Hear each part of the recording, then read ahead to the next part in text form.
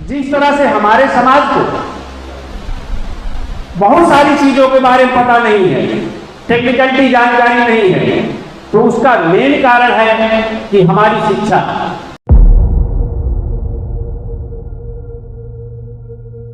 राष्ट्रीय पिछड़ा वर्ग मोर्चा प्रदेश व्यापी परिवर्तन यात्रा के नायक और पिछड़ा वर्ग मोर्चा के राष्ट्रीय अध्यक्ष माननीय विकास पटेल जी, इंजीनियर उदयभान वर्मा जी, माननीय राम लखन यादव जी, प्रत्याशी रहे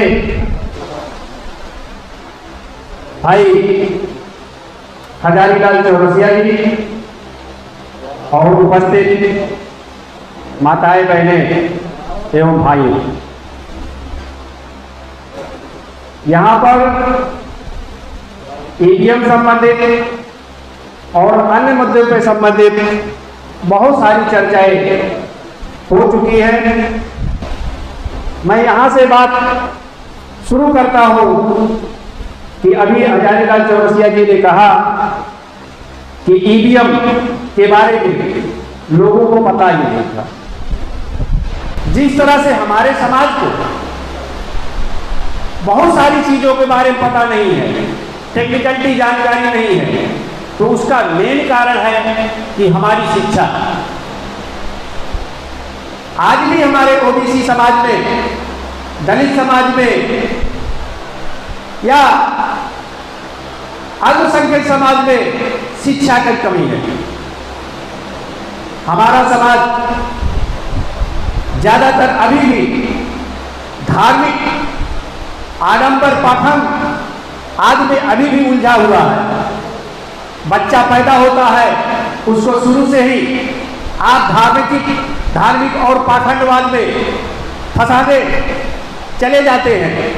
आज भी इससे आप बरी नहीं हो पा रहे हैं। जिसकी आज मेन जरूरत है शिक्षा की, उस पर आप ध्यान नहीं देते हैं। हमारा संविधान जो आज बाबा साहब भीमराव अंबेडकर द्वारा रचा गया है, लिखा गया है, उसको हम कभी नहीं पढ़ते हैं, अपने बच्चों को प्रेरित नहीं करते हैं। जब तक हम संविधान नहीं पढ़ेंगे तब तक हम आगे नहीं बढ़ पाएंगे। संविधान ही आज का आपका धार्मिक किताब है। सबसे बड़ा धार्मिक किताब आपका संविधान है, जिसमें आपको कर्तव्यों के बारे में, अधिकारों के बारे में और जो है बहुत सारी चीजें दी गई हैं जिनको आपको समझने और जानकारी करने की जरूरत है। बच्चों को प्रेरणा दीजिए कि उनको जो है संविधान पढ़वाइए। इसकी चर्चा गांव-गांव, गली-गली कीजिए। हर घर में एक संविधान की कॉपी कम से कम जरूर रखी जाए, उस पर चर्चा कीजिए, जिससे लोगों में जागरूकता आवे। तब जाके आप अपने अधिकार की लड़ाई लड़ पाएंगे, तब आप अपने हक की लड़ाई लड़ पाएंगे। आज आपका समाज सबसे ज्यादा अगर प्रताड़ित है तो शिक्षा न होने के कारण प्रताड़ित है। आप जब शिक्षित नहीं होंगे, संविधान नहीं पढ़ेंगे, कानून की तरफ ध्यान नहीं देंगे, उसको जानेंगे नहीं, तो आपको कोई भी प्रताड़ित कर सकता है, परेशान कर सकता है, आपके साथ अन्याय हो सकता है। ज्यादातर जगहों पे आप जो है भ्रष्टाचार के शिकार हैं।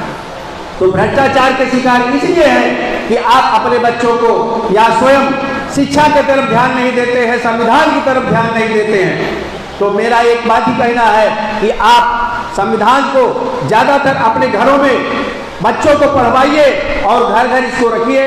इन्हीं बातों के साथ मैं अपनी बात को समाप्त करना चाहता हूँ, ज्यादा समय नहीं है। अब आप लोग जो है माननीय विकास चौधरी जी को सुनना चाहते हैं, तो मैं अपनी बात को यहीं पर विराम देना चाहता हूँ। धन्यवाद।